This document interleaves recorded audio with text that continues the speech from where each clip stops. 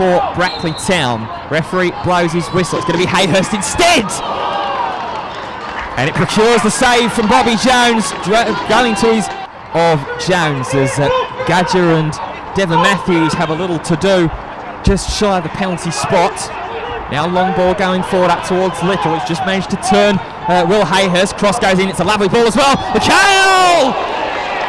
Saved by Cam Mason.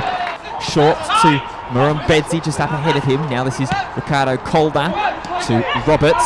Calder once again is proving a little bit of a distraction and difficulty as he gets into these advanced areas. This is McHale now, worked his way into the penalty area. Don McHale, spilled by Cam Mason. And the flag goes up against Jervis. Shied against potentially the short option there with Sinclair, trying to go short instead. He's going to deliver into the box. Managed to find his way free! And in! George Waring claims it! And all of a sudden, Curzon Ashton have got themselves the goal. And they've opened it up. There's a little bit of a scrappy fight and corner inside the 6-yard box. I think Kenyon took a little bit of a swipe at it, but forced a save from Jones. And then George Waring, who stuck it in. I think it's come off the back of Jones as well. So it will be one for the dubious goals panel to decide whether it's actually going to credit for George Waring or whether it's an own goal against Bobby Jones. But nonetheless, just past the half an hour mark. If it is Waring that's going to be credited, it's 2-2 as O'Sullivan, and I think it's Roberts standing over the free kick. It's going to be O'Sullivan that takes it straight into the two-man wall of Craig Mann. McHale chops it onto his left and shoots from range. O'Sullivan, his contact can only find Hayhurst. Kenyon, Hayhurst ducks out the way and Sinclair pounces on it. Murrumbidgee right behind him has taken him out completely there. And that, if the Devon Matthews one's a yellow, that's got to be a yellow card being shown to Shep Murrumbidgee. That's a horrific challenge from behind on Isaac Sinclair.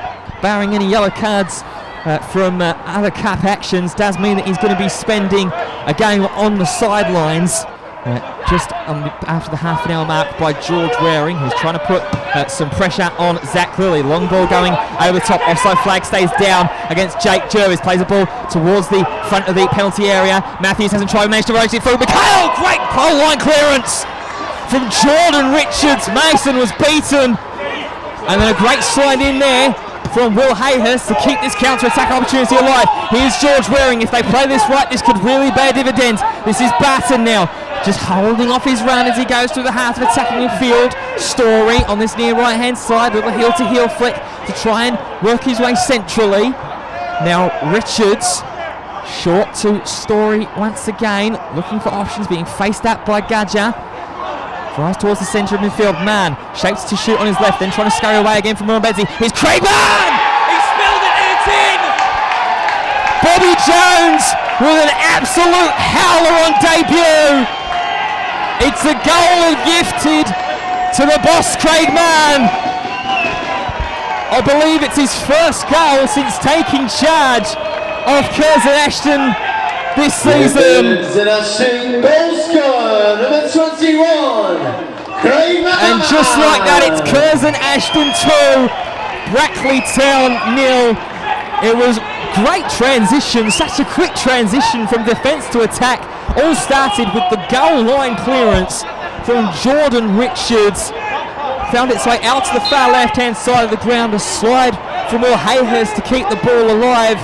On any goals, Chelsea are in the lead at Stamford Bridge against Sheffield United. As a long ball goes down the ground, helped on by Calder. Jervis got a little shove in the back, but no appeal there from the striker. Roberts with a heavy touch, managed to skip away with his second touch though from Posca. Fishes the ball across goal. McHale wide again.